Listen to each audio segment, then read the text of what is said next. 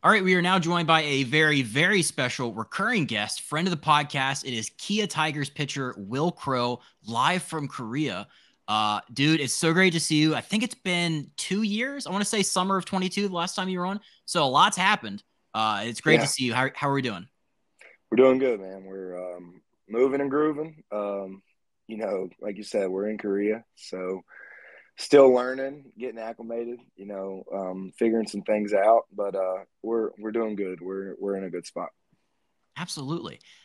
So I wanted to start. I was looking at the last couple box scores from your time over there in Korea so far. Back-to-back outings, no runs. How are you feeling? I think it's like four starts now into your Korean baseball career. How's everything going overall?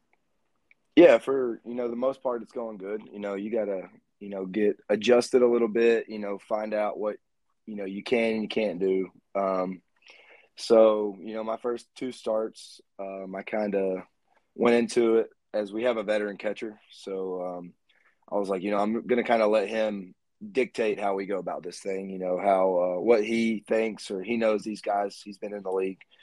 Over here, it's a little different over here. As soon as you get drafted, if you perform, you're in the big leagues. And I think our catcher he's only 35, but I think he's been in the big leagues for 14 years or the Korean big leagues. I was like, I'm going to let him kind of dictate, how we go about this. And I think that kind of gave me some, through pitches that I probably normally wouldn't. So the last two, I really just went back to, how I go about my business.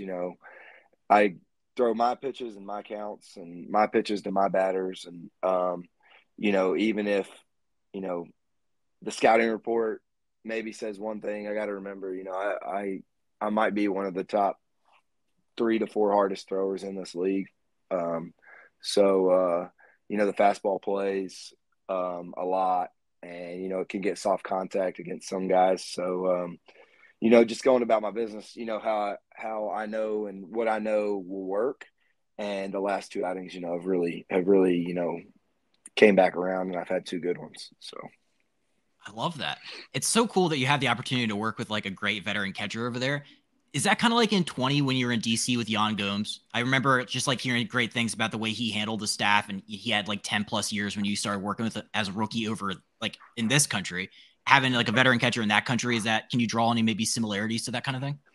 Oh yeah, I mean, our veteran catcher, his name is Tegun. He is unbelievable. He's got such a lot of experience.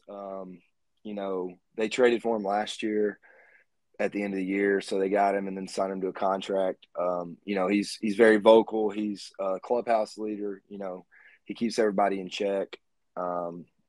And everyone really respects him and what he has to say and what he does. And he's one of those guys on your team that like it's funny because he's not a bigger dude, but he's kind of like a I don't even know how to explain it, but he's not like macho man, but he's not a small guy. He should be a slap guy, but he last year he only hit one homer, so he doesn't hit a lot of home runs. But man, when there's men on second or third, less than 2 outs, he gets the job done. He slaps it into right field, and um, you know, everyone's been giving him crap because he doesn't hit a lot of homers. And the other day, he hit 2 home runs in one game. And everyone was like, "That's your total home runs for the whole year." And we're April 10th, we're like 15 games in. They're like, "You're not going to hit anymore." But he's a good dude. He takes care of us. He makes like going about our business, our scouting, and our game plans. It makes it really easy knowing like, hey, we're able to do this, and like trust me on these things. Like if I do something that back to back or whatever, like really trust me. He reads hitters well, so he knows what guys are trying to do here for sure. I love that. So I talked to Brian about when he was in the KBO, just like the differences and like from a hitter's perspective between the MLB and the KBO. As a pitcher, what have you noticed like difference wise between the two leagues? Like in the lineup wise, lineup construction, the type of hitters you're seeing, like what can you talk about there? Yeah, I mean, I think in the big leagues, your leadoff guy, can be kind of sporadic with like the Phillies. They're hitting Schwarber, right? Who can absolutely do damage at all points. He's a big time power guy with a lot of walks. Or you got, O'Neal Cruz, who, he's hitting 300 and, also can take you deep. Or you got some, guys who are going to get on base and maybe not have a ton of power, but, can still, get the line rolling type thing. I think, here at the KBO, your leadoff guy is one of your, more patient, pesky guys. A lot of times it's a small guy. Like I think yesterday's leadoff hitter was like 5'5". And then, my 2 starts ago, Doosan, or no, my last 3 starts, now that I think about it, the leadoff guy has been 5'5" or shorter. So I pitched against Samsung. Last night I pitched against LG, who was the reigning champions. The week before I pitched Samsung, and the week before was Doosan. I kid you not. Last night was 5'5", and the 2 times before was 5'4". They're like little lefties, and like they're good players. Like they hit 300.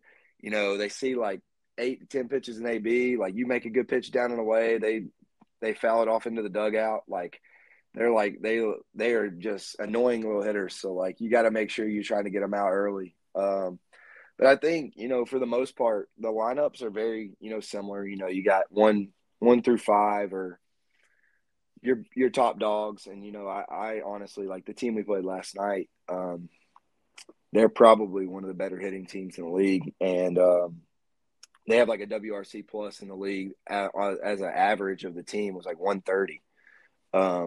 Yeah, they like they're pretty good. They're like the best hitting team in the league, and but like their 2 holes like damage lefty. He can definitely damage a 3-hole. Won the batting title at like 38. At like hit like 330. He's one of like the all-time legends here. And then the 4-hole is Austin Dean, who fellow American who hit 320 with 20 pumps last year. They just got some good hitters. I think 1 through 5 would match up with really any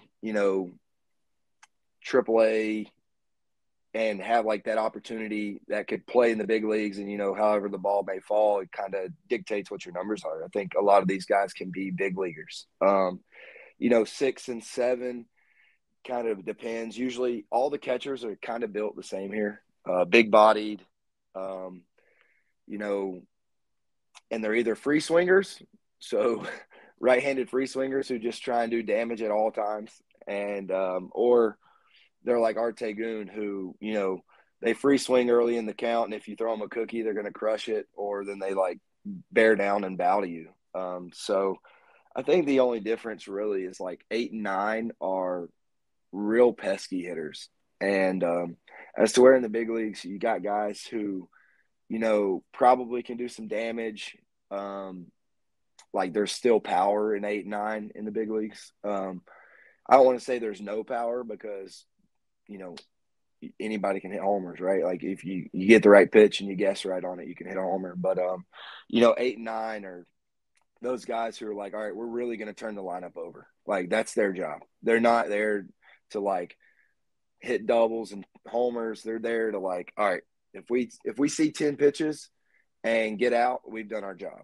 If we walk on 8 pitches, we've done our job. If we bunt for a single, we've done our job, right? Like, I think I saw something that league average batting average right now, which I know we're still 3 weeks in or whatever, but I think league average right now is like 340 batting average or something, 333 or something. It's in like I'll check it real quick, but it's kind of crazy.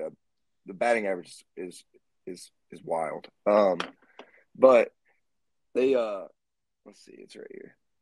But I'm pretty sure batting average is okay. I'm wrong, not 330. That was maybe a guy. 275 is league average right now, which is still that's really good. Pretty good. So that's kind of you got those guys who are gonna punch it the other way, but 1 through 5 can play really anywhere. And 6 and 7 are got a chance to take you deep at any time. And then 8 and 9 are gonna be pesky. Like 2 outings ago, I was like I'd only threw 5 innings and I was at like 91 pitches. And, I had like a 6 pitch inning and like three 1 pitch ABs. Well, then I go look at the box score. I had 5 10 pitch ABs. I'm like I threw half of my pitches to 5 batters, and it was like three of those counts were 2-2 counts. They weren't even like full counts.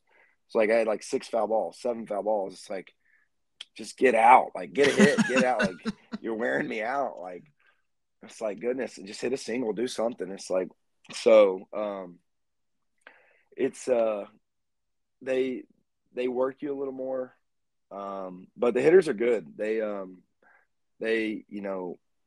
I it's hard to explain, but it's a little different. But man, they're good. They have their skill sets, and they're stingy.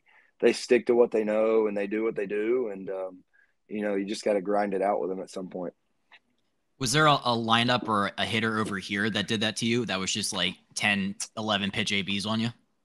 Oh, Freddie Freeman and me had like a 13 pitch AB in Pittsburgh one time, and he finally hit a ground ball through like he hit like 6 foul balls in a row, and I literally looked at him like, "Come on, man!" And he started laughing, and then he got a hit, and I was like, "Could you not do that like 10 pitches ago? Like what? Like you're gonna get a hit. Like just do it early. Like don't like what are we doing?" And he he was laughing about it, but I mean, those guys that can really just like foul off stuff and wait for their own pitch, those are the worst ones to face. Like, because they spoil all your good ones, and then it's like, all right, throw a crap pitch, and then they crush it. You're like, just do it earlier than that, please. Like, that's the worst part about pitching. You get to those like 15 pitch, 10 pitch ABs, and you're like, come on, like you're wasting everybody's time. Like, either just strike out or get a hit or like take a walk. Like, don't just foul balls off. Like, you're making everyone mad. So, Well, in your case, I know you have a 6 pitch mix, don't you? You throw, is it 5 or 6? Um, 6. Yep. Yep. so is there like, do you ever like save one just in case? Like, all right, he's fouled like 10 of the other ones off. I'm just gonna break something out. Yeah, I mean, like my curveball, I don't throw it a ton. I throw it, to steal some strikes and maybe, but that's like in my scouting report. It's like, all right, if you have a long AB, throw a curveball. Who cares? Like, if he hits it, he hits it. If he doesn't, he doesn't. But like, just throw the curveball. Like, if we're not throwing it a ton after we get, other than like 0-0 or 0-1. So it's like, just throw the curveball. Like, get it out there. Like, everybody's looking for something else. It's a little different speed. It's got much bigger break than all my other pitches, like vertically. So, yeah, my curveball is definitely one that now, like, I didn't throw it last year. I actually picked it back up in the off season. And so now it's like, all right, I can throw it again. It puts a little wrinkle in there. Like, it's not like a great pitch for me. It doesn't grade out as like super, high metrically, but it's like I can land it, and it's a little different look, and it's a lot slower, or it's slower than the rest of my pitches. So it gives me a little different look than everything else that I'm doing. I like that. It's like a break glass in case of emergency. Like I've thrown literally everything else. Do you remember a couple years ago when Brandon Belt had like a 30 pitch at bat? Oh my gosh, I would What I would what would you have a do? heart attack. I would literally like I'd probably throw a knuckleball. Like, come on, like just get out of here. Like, what are we doing? Like 30, that would ruin me. I'd be so tired. 30 pitches to one guy, it just mentally exhausts me. That's all it would do. I would just mentally be like, all right, like start praying or something. Like, look up to the sky, do like pray. Like, I don't know. Like, that would kill me. I would be so upset if I had a 30 pitch AB. I think Zach Greinke threw like an Ephus pitch one time. You just try to like lob one up there. I could Oh, just try that. I don't know. Might work. 100%. 100%. Like, you get me to like 15, 18 pitches, I'm doing something that I've never done before. I'm totally out on like grooving fastballs or whatever. Like, I'm going to throw something out of left field. Like, Underhand, yeah. yeah, Um, left-handed curveball. one thing I wanted to know about Korea too was like we've had Brian on a bunch and he talked about his experience over there, just like the language barrier difference. And like I think he was talking about this week when we had him on. It was just like the hitting coaches. It's like hard to have that like even though with translators, it's still hard to have that dialogue with your coaches and like trying to improve. What's that been like for you so far? And have you like had to be like your own pitching coach in certain situations? Is that been a thing? Yeah. So I think a good way to explain it is, you know, how if you're like learning a language, everyone's like English is the hardest language to learn, and people are saying that, and I truly understand why people say that now, because like the Korean language, it's not that like it's not a like good language or whatever. It's fine, it's whatever. But the translation to what we know or to what how we speak in English is so different, because one the like what one thing means to them, like they a big translation for pitchers is like all throughout campus, how's your condition, right? Where you're like, what does that even mean? Well, what they're asking is, how are you feeling? How does your body feel? Like, are you sore? They're like all those things for a pitcher. Like, does your arm feel good? How is your body? Are you sore? Do you feel good? Do you need a day? Do you need rest? All that is combined into one thing of how's your condition? That's what they're asking. So our language is so complex that like one thing that they say or that they're trying to say um, is could be interpreted like 6 different ways for English. So like Brito, which is our Dominican left fielder, he's been here for 3 years, and he speaks like perfect English. Like he actually, he has a translator who is English. Like he's like his translator isn't Spanish. His translator is English. So the other day, like he said, the hitting coach had texted him or had called him on a meeting and said, "You need to start looking for the ball middle over the plate more." Brito was like, "What?" Like, I'm a big left-handed hitter, like with a lot of juice. Like I think he hit like 310 with like 25 homers last year. And he was like, none of these guys pitch me middle in. There's no way that that's what he meant to say. And he was just saying like, look for the ball up, like over the middle of the plate, like look, like see it up more. And the translation happened to come out like, look for the ball middle in, and it was like middle in over the plate. And he's like, ain't nobody pitching me middle in, like nobody throwing that ball, like maybe the foreigners, but like he's like, everyone throws me down and away. I got to get on top of the plate, and like if they hit me, they hit me. So I just think, because of how complex the English language is, sometimes so like for an example, yesterday, the first inning, there was 2 unearned runs. And after every game, if you pitch good, if you're like the winning pitcher, and you have a good outing, you're the MVP, pitcher MVP of the game. There's a pitcher MVP and a hitter MVP. So I was the pitcher MVP, and you do an interview like on like a little podium out front on the stadium to the fans. And the first question he asked was like, you settled in after the first inning, but the translation came out was, your first inning was terrible. How did you settle in and make it better? And like, it was basically like, that's the translation was like, all right, the first inning was, where they got the 2 runs. Mm-hmm. And like, it was like a difficult inning, but you got through it and you settled down. How did you do that? But when the translator told me, he goes, your first inning sucked. That's what he said. And I was like, I just looked down and started laughing. I'm like, I know what you mean, but like, that's not what you meant. So wow, it's funny. You lose kind of like some of like the subtleties and like the niceties that like you can phrase things in a nice way but still get to the point. That's crazy. That just does not translate at all.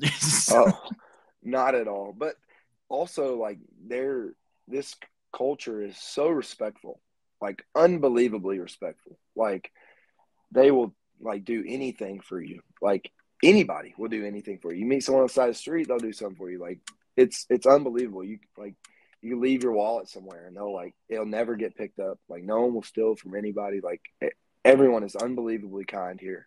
So like everything that they say from when they are kids all the way to when they're older is genuine and is nice. So when it translates out to like being something that sounds like, oh, that inning sucked, you got to like take it for like take a step back and like, okay, they're not being rude. It's just kind of how the translation comes out because the language is so complex. We interrupt this episode to bring you a word from the official sponsor of Not For Long Media and the Breaking Bats podcast, the original Fudge Kitchen. It is a staple of the Jersey Shore with 6 locations in Cape May, Wildwood, North Wildwood, Stone Harbor, and Ocean City. The original Fudge Kitchen makes all of their fudge in-store guaranteed a delicious product, so stop by and let them know that Not For Long Media and Breaking Bats sent you. Check them out online at fudgekitchens.com as they are shipping fudge and sweet treats all across the country. Now back to the episode. I did want to shift gears just a little bit and kind of talk about like the lead up to you going to Korea. So in 23 in Pittsburgh, can you tell what happened? I think you were hurt for some of that, and like I think that kind of impacted how teams viewed like you this past off season. Can you just like briefly go through 23? Yeah. So in camp, like spring training, probably like a week into camp, I was kind of barking. My shoulder wasn't feeling great. Kind of told the team docs and got me on some meds just to kind of, pitch through it. Everyone has bumps and bruises and, or no one's really 100%, especially bullpen guys. It's hard to, feel 100% all the time. You're throwing a lot. And so I started taking, some meds to like kind of just, help me get through a little bit of pain and whatnot. So to get me going through camp and through the year. And I never really felt 100% after that. Kind of went through camp, didn't have a great camp. I felt like my command was off. Some of my pitches weren't doing exactly what I wanted them to, but I felt like I was doing the right things. And like the results were just, not there. Like not even like baseball results, more like the command results and like my movement results. I just wasn't getting, my normal locations, and my ball was moving a little differently. I was actually cutting the ball way too much. Like in the big leagues, I have a cut ride fastball with the MLB ball. So it's like, it's like 16 to 18 with like 3 to 4 horizontal, which is considered perceived cut, not a true cutter, because true cutter is negative. Well, beginning of last year, I was actually getting negative, like -1, -3. So something was pulling the baseball even more, and it was my shoulder, just because I wasn't healthy. But so we pitched, some games there in the league. I think I had like 8 innings or something, 9 innings. I had a couple good outings, and then my last outing was in Colorado, and I think we went from St. Louis to Colorado, and we had like a 5-day stretch where I got hot or pitched in a game every day. I think for like 5 days I'd thrown like with like my bullpens, and I'd thrown like a combined over like 140 pitches or something. Like it was crazy. Like we were trying to work on some things because we were trying to figure out the movement stuff and like, was it a mechanical issue? And, I went out and went back out for a second inning in Colorado, and just didn't feel right. I think I walked a guy and they pulled me, maybe walked 2 guys and they pulled me. Just uncharacteristic of like me not being able to throw stuff in the zone. I've never been like a full command guy, but like I would always battle to like 3-2 and like throw my best stuff and like could always get out of some trouble. So didn't really think anything of it. Like, it stinks, like whatever. I think after that day, I didn't go on the DL or the IL for like 10 days. And I didn't pitch any of those days for like the next 10 days. I was down for a couple days, and then we kind of we never had that like situation where I would pitch. Well, that whole 10 days, like I was playing catch, but I was super sore, like soreness to where like I didn't like I couldn't throw baseball, like off a mound sore.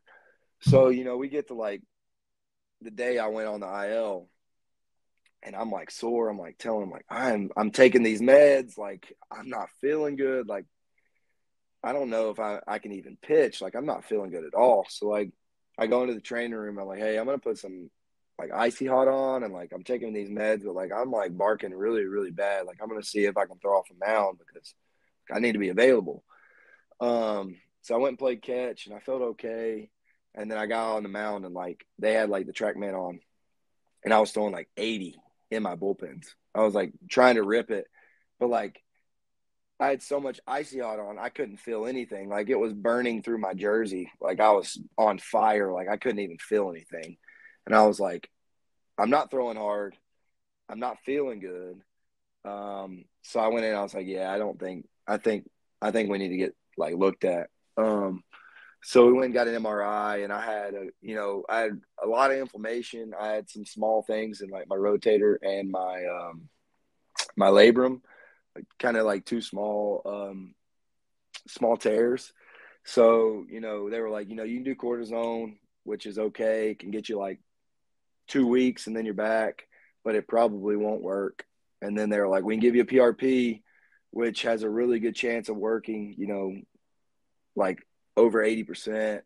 That'll take, a couple months. Um, but it'll save you from like maybe having to go under the knife. And that's like the big thing as a pitcher. You don't want to be around a shoulder issue. Shoulders are scary things. So we did the PRP, and that was April at the time. I think the end of April, and then fast forward to end of July, I'm coming back off my rehab assignment, and I'm feeling probably like 85%, but good enough to pitch and good enough to go and compete. And that's when I actually had thrown a outing in Iowa. Yeah, Iowa, and had went like 1 2/3 or 2 innings, like no runs, and struck out a couple guys. And we had a day game the next day, so I came in and just kind of did my treatment. I was like, I'm not gonna throw today. That was more than I've thrown yet. My velo was back, and they called and said they were going to DFA me. So they said that it was a short term move and whatnot, and they wanted me to if I cleared, they were going to give me another chance and pitch there and then come back. And it didn't work out and whatnot, but then I kind of fast forward to the off season. You go and you just say, what's my best options, and there's some teams that were calling on minor league deals, and asking like, hey, are you healthy? We want to do MRIs, we want to do all these things. And like, so everyone's big question was like, is your shoulder okay? And I knew it was. I was throwing I all off season. Me and I worked with the guys at Tread, so we had a really good strengthening program, and we got my shoulder into a place where I actually probably hadn't felt this strong since 2022.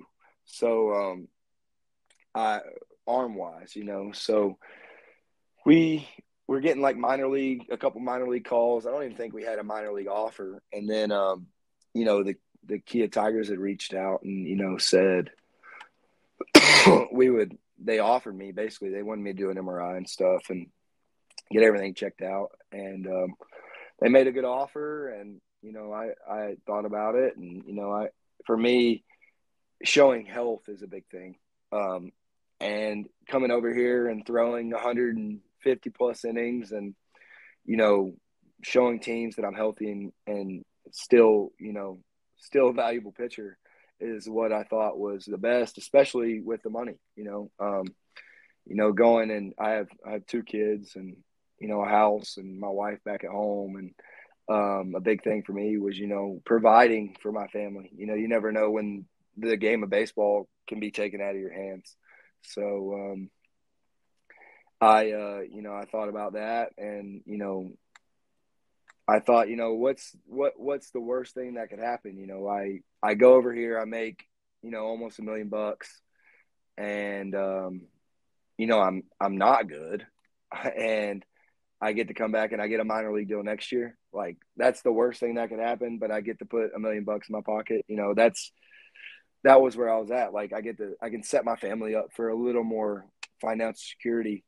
But the best thing that could happen is like what Fetty did, and he came over here and he dominated and he got 2 years, $15 million.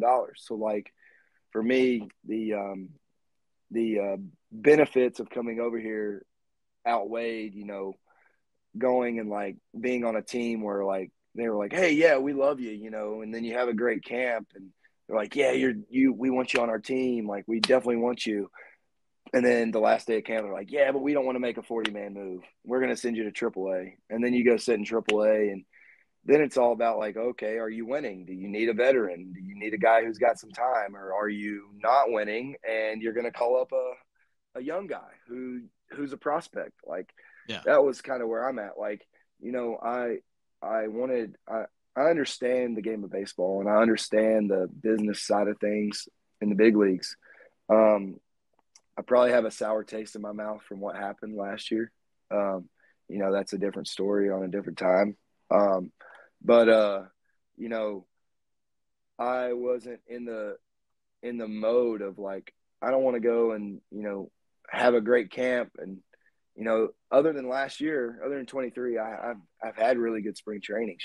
Other than 1 year, so I knew I could go have a good camp and pitch well, and I just didn't want to be in that case of like, oh yeah, we love you, you're someone we want to have on the team, like yeah, you're the last guy in camp. We had to make a tough decision. I'm sorry, you're going to AAA, and then it's like, dude, like Yeah. then you turn down the offer, and you're making okay money. Like I'm not gonna sit here and say you're not making good money, but like 20,000 bucks a month is a lot different than when you're only getting paid for 6 months a year than making what I'm making over here. So give my family some financial security and come over here and prove to teams that I'm healthy, and that's kind of what led me to coming over here to like, hey, this is what we're doing. We're going to prove that I'm healthy. I'm ready to go, and I'm still a very quality pitcher.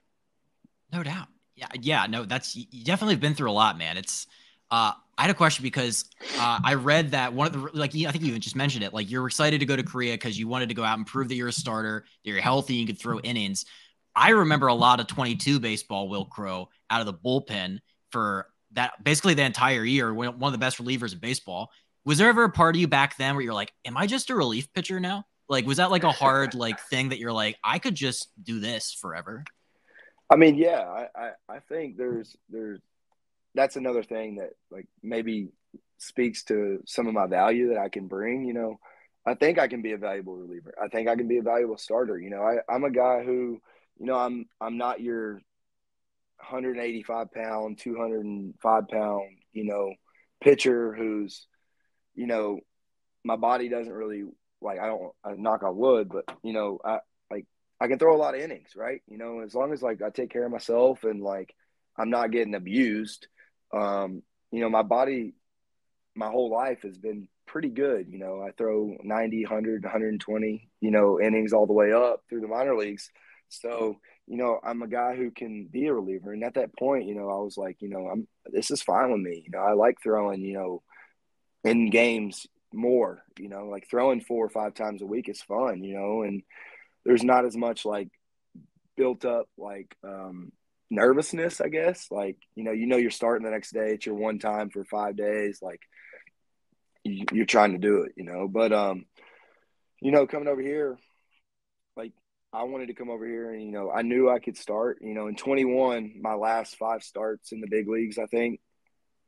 Well, my last 5 is that year as a starter. Were like my best 5 of the year. I finally got some confidence. I finally, we weren't great in 21, but I didn't have a ton of direction on what I should do or where I should go, and I started working with Michael Fisher at Codify, and so I was getting my papers and my like being able to like really dive in of like, okay, this is where you need to throw these pitches, this is where you don't to these hitters, So it kind of gave me like some clarity.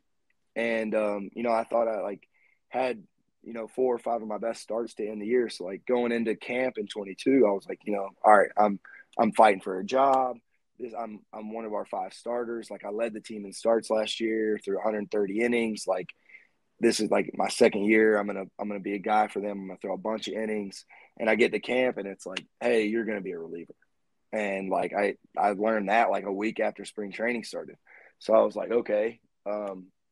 So then, like you said, I had a good year. Like you take away one outing, like I went from like 75 innings and a 3-1 to 75 innings and a 4-5 in one outing. So like, that's the thing that sucks about relievers. Like that one outing can really, really get you. But you know, I think I was like top 3 in the league in appearances at that point, and that's the first time I'd ever been a reliever in my life. So like, I don't know, like not making any excuses on it, but like I was definitely worn down. Like my body was tore up after 22, and I think that's one thing that a lot of teams, or not teams, a lot of fans maybe don't realize is that you got guys out there in the bullpen. Even if you throw 65, 70 appearances, like 60 appearances, let's say, I think closers get somewhere around like that 55 to 60, unless they're really doing it, and then they get 65. But like some of these setup guys and seventh, eighth inning guys, sixth, seventh, eighth inning guys, they get 70, 75 appearances. That puts a toll on you. Because not only are you getting 70, 80 appearances in a year, you're also probably getting hot another 10. So you're looking at like 50% of the year, you're up, at maybe over 50%. Actually, yeah, like half the year, you're getting hot to get into a game. And then you play those back to back. So like you play 25 games in a row sometimes, and you're getting ready probably 20 of those. Like, the end of the year, some of those relievers have, their stats get really messed with because, they're wearing down and stuff. So you got to give, extra credit to some of those guys who can really do it all like throughout the whole year. And then, maybe even give some of those guys a break sometimes who maybe have a bad one at the end of the year or a bad couple, because it is tough. You wake up every day knowing like, hey, I'm hot today. You got to be ready physically, mentally. You lock it in, and it does take a toll. And I know that's why a lot of relievers, they get home from the off season and they do not do anything for a while. So it's definitely something. But yeah, I definitely thought I was going to be a reliever for a while, and then the body just was last year just a little small something happened, and was able to get it fixed and ready, and now we're good to go. Especially too if these guys pitch into October. Oh yeah. The other thing with this is like, and we've touched on this too, is like the arm injuries, and like trying to stay healthy throughout the entire year. This season in baseball in particular, I feel like we've seen like the best pitchers in baseball have all gone down with arm injuries, like Strider and Bieber and Cole and Valdez. Like you had Tommy John when you were in college, so you have a pretty good perspective on this kind of stuff. What, like in this sport today, what do you think is some of the contributing factors? I don't know if there's necessarily one that's like that's it, but like what, when you look around the game, what do you think some of these arm injuries can be attributed to? Yeah, it's kind of scary, just in the fact of like it is happening a lot. Some guys are, you know, doing different things, and I think it's a collective like group of things, like guys are throwing the ball as hard as they ever have. Guys are trying to spin it, make it move as much as they ever have. I don't think the preparation has anything, like some guys maybe don't prep right, but I don't think that's the issue with these elitist guys. Like they take care of their bodies, they do the right things. I think, like for me last year when I got hurt, I was throwing a sweep. I was trying to learn the sweeper and learn a cutter, which I didn't really need a cutter. I'm not throwing it anymore, but um, I was trying to learn it in competition. And I think that's a big issue with maybe what's going on now is like the sweeper is taking the world by like, you know, by the balls basically. And everyone wants to do it. Right. And it's basically, we're in a world, especially in the MLB, it's adapt or die. You have to adapt or you're gonna die. You're not gonna make it. Um, so everyone's like, all right, I got to learn a sweeper. I got to learn, a splitter. I got to learn, I need this curveball, and we're not really training these pitches in practice form because we don't really have a lot of time, like, to practice these things. The only way to really teach them or learn them is in competition, right?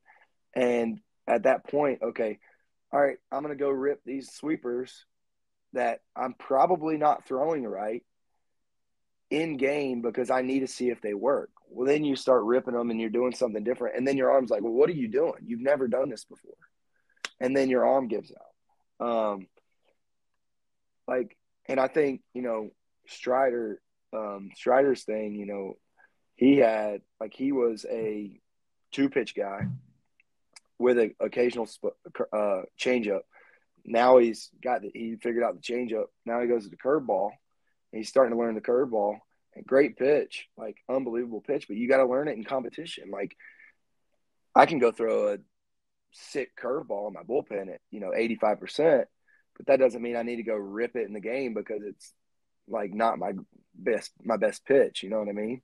So, like, you're learning these things in competition, and I think learning new pitches and putting different stresses on the arm as well as trying to compete at the highest level, it does something to you. And it's not probably the best thing, but that's what the game calls for. If you don't do it, you're done. Like, if you do it and it works, you probably buy yourself 3, 4, 5 more years, and your career big leaguer. But if you don't do it and you get 2 months of bad luck, the team, you didn't want to try something new. We're going to move on from you, and that's the way it is, because those guys in the minor leagues, those guys in AAA and AA, they're going, what do I got to lose? If I do it and it works, I'm going to the big leagues. If I do it and it doesn't, I'm still in AA. Who cares? Like, so it's like they have nothing to lose, as to where, like, in the big leagues, you do have everything to lose. Like, oh, you don't got a sweeper. Like, we need more swing and miss stuff. Like, that's why we're going to do a sweeper. Like, if you don't get swing and miss, we need you to get more swing and miss, which is basically them saying, if you don't get more swing and miss, we're going to get rid of you. So then it's like, okay, like, here we go. Like, let's start chasing it. Let's start chasing what we got to get. So that's my opinion. I think guys are trying to, guys want elite pitches. In the big leagues, you either need 4 quality pitches, like good pitches, or you need outlier pitches. And if you don't have that, it's hard to survive. And, if you do have that, you can literally live off an elite pitch. So I think, you got guys trying to chase, those elite pitches, and they're having to do it in competition and, putting your body in different stress positions, like different, movements that it's not used to, is something that isn't easy on the body. And I think, guys probably take more time off in the off season as pitchers, start their throwing later, as to where, like, for me, I was throwing my bullpens in November this year because I got hurt last year. So I was trying to make sure I had a good build up. My arm was where I needed to be. And I was able to learn my sweeper and learn, the right way to throw it for, from basically in November all the way to February. And then I had competition. So I think that's a big thing, is like, if you're going to learn a new pitch and stuff, you need to be careful learning it in the heart of competition, because you're putting new stresses on your body, and, like, that pitch is unnatural technically to your body. It's not a natural movement. Like, and people want to say they don't manipulate the baseball, they're just throwing it. Well, 90% of the time when you're learning a new pitch, you're manipulating the baseball and you're doing something that's not common to your body, which then puts your body in different stress positions at different points. And I think that's leading to some injuries. What about the effect of the pitch clock? Because I know, did you pitch with that last year? Yeah. Um, I, I don't really think it has too much to do with it. You know, now it's even quicker. So I do think, I do think it's fast. I always have said it's kind of crappy. Um, especially since the competition committee. I was a part of the MLP, the PA. I was the rep for the Pirates, so I got to sit in on some meetings and stuff. And you know, we all didn't agree on it. Like all the players were like, no, like we don't know if there's injury issues, if there's not, if there's these things like you're making it too fast. Like we weren't fully against it. Like we wanted to shorten the games, but we weren't wanting it to be like so fast where like we couldn't breathe or like the pitchers with nobody on, we can't step off the mound. Like some things just didn't add up. So we were like, we need to get the rules right and then we can do it. And they initiated it no matter what. It was no, we're gonna do it. We don't care, which is normal. And then they did this year the same thing.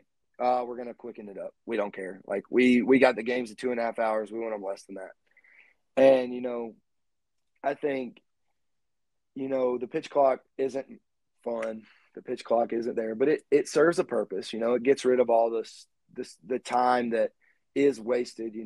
I can remember pre-pitch clock. You get a guy out and it's a minute before the next guy gets in the box, and you're like, come on, dude, like just get in the box, like pop your chains and listen to your walk-up music and do your dances somewhere else, like whatever, like who cares?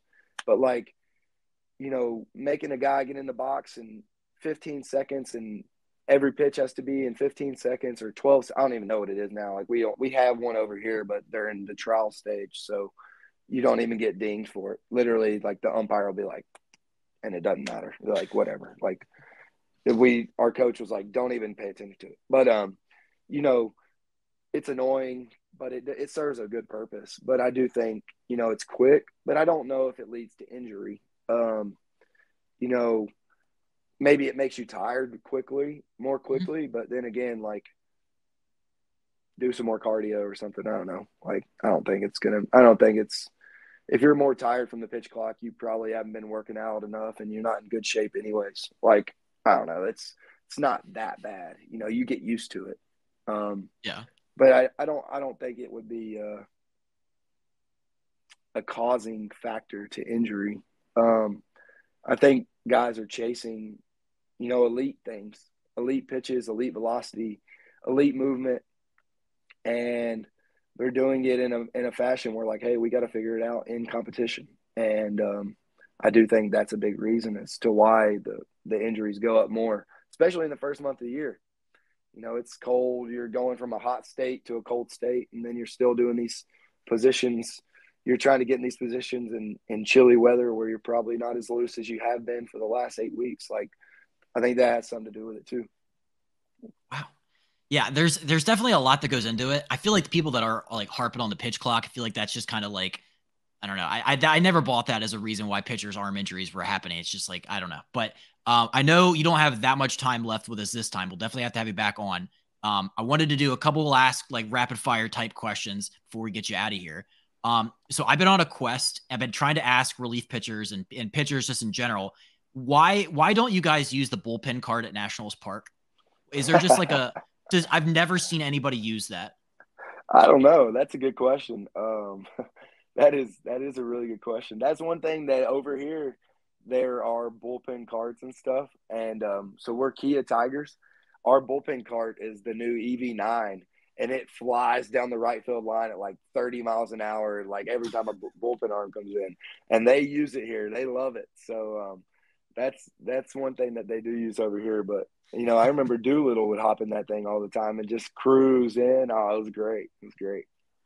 Yeah, like I asked Pete Fairbanks, I was like, why does nobody use it? And he's like, we just don't think that that's like cool. I don't think they think it's cool. I think they like that run out to the mound or whatever. Like, guys, like they open the gates and they drive regardless. So it's like you're making a guy just waste his time. I want to get to the bottom of that. I have to ask more people. Last time we had you on, I loved your bullpen entrance song in Pittsburgh. Do you have like a starter song in Korea that you've been using, or is that even a thing? It's kind of a thing. I'm using the song. It's called They Just Don't Know. Um, but they don't really play it long. It's not like you get like a 2-minute intro. It's they over here. There's chants, there's cheers. They are screaming and yelling at all points in the game. So like even when you're pitch like when you're on the road and you're pitching, there's a chant going on for the batter with music being blasted out of speakers at all times. So they at the beginning of the game at home when I'm warming up, they're doing like a Kia Tiger song, and then they do a song where basically on the big screen, it starts with like your lead off and it shows everybody's picture, and they're doing like a chant and they say something and then they say their name and then they do another one and say the next guy's name and they call out the team basically. And that's basically what I'm listening to as I'm warming up. And then after I throw my last warm-up pitch and there's like 20 seconds on the pitch clock or like the inning clock, let's say, they like play like 10 seconds of my song and it goes off. So not really. There's Oh, not really a pitcher song here, which is fine. It's not a big deal. But there's definitely a music going on at all points of the game. So you don't really miss out on music.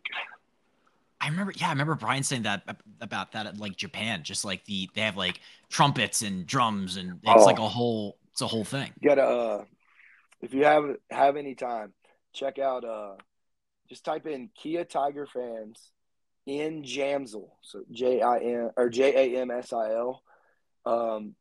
Kia Tiger fans cheering in Jamsil.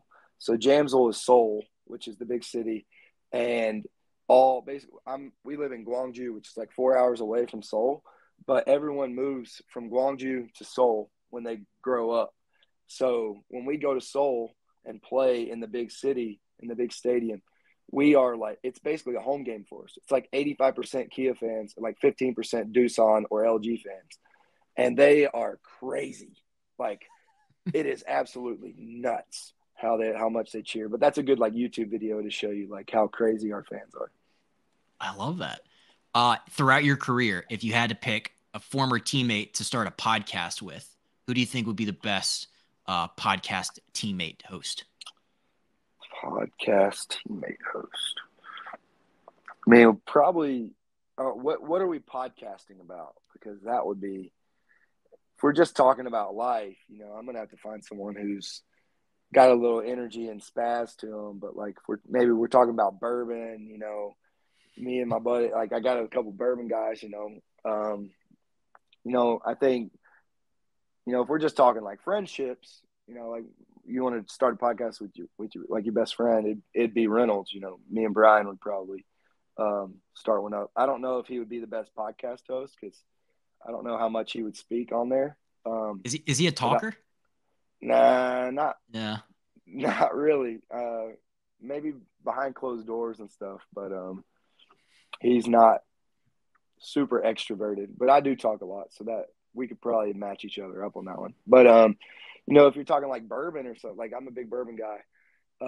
You probably get Frazier. Frazier and Reynolds are big bourbon guys. Kevin Newman would be another good one for bourbon. So like us, that would be a good little group for a bourbon podcast. If we're just talking about like everything in life in general and someone who I could, shoot the crap with and someone who would probably hold their own really well would be Bednar. He's got a little spunk to him and you never know what to expect from him. So I think podcast wise, he would be a good one just because you're going to get some stuff out of left field and off the wall, which would be great. Damn, that would be a great podcast. You and Bednar, a couple icy lights. That Yeah, would be you get him going. You can talk about anything for a long time with him. the. I remember my favorite clip from the last time you were on was just like people were confusing you for him. So that would Oh, be. yeah, that happened for a little while, but we we figured that one out. Last question. So I know you've been watching a lot of baseball and you're like your morning time. It's like the time difference is weird for Korea versus America, but I know you've been saying you've been watching a lot of West Coast games. Is there a pitcher that you're watching right now that might not have the national attention, but you're like, damn, this guy just rocks? Hmm. Mm-mm. I mean, I got to play with this guy last year, and he's a rookie. Um, but he's doing it. He's with the Pirates. Jones, Jared Jones. Um, he's throwing the ball well, and he is about as electric as they come. Um, I think that's a guy that you can mark down as he's gonna have a really good career, and he's a really good dude. He's got a good head on his shoulders and stuff. So he's an easy guy to cheer for, and I think a lot of people are gonna know who he is um, here soon. Let me think. Is there another one that's not so um, just right in front of your face? I feel I like have that's like a easy choice. I have one that if you ever catch an Oakland A's game, Mason Miller, he Yeah, the threw closer. Yeah. he threw 104 today. Oh, yeah. That's electric. That's hard to beat. I had to watch the game the other day. This guy's been kind of up and down, but I think since July of last year, a lot of people might not know this, but since I think July of last year, he's in top 10 in the AL in like every category. Is Reed Detmers, and I think he struck out like 12 the other day or something, but his last like 15 starts, he's like top 10 in the AL in all rankings, like punch outs, batting average against, whip, OPS. And, the Otani stuff was probably outweighing, him like kind of sneaking through there. But, they got a sneaky good young talent group over there. And, I know Tyler Anderson as well. So, TA threw well the other day, and then Detmers threw well as well, and they got some good young pitchers. If they hit that like next step, that'll be really good. They could be a really good team too. So I think Detmers, that big curveball, it's fun to watch him throw that thing in there. He's had that since his days at Louisville. So that's a good guy that people could probably start following.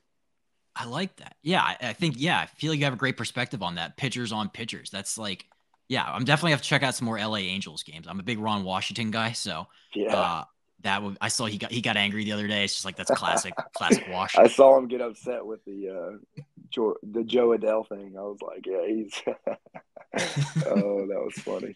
So, That's awesome. but All right. Well, I know you got to run. I'd love to have you back on here again at some point. You're the man, Will. Best of luck the rest of the season in Kia. I'm sure we'll be talking a lot here soon, but I really appreciate your time. yep, thank you for having me, and yeah, we can make it happen some more. I got some time on my hands, and we can get the group together and just talk some baseball and whatnot, and have a good time.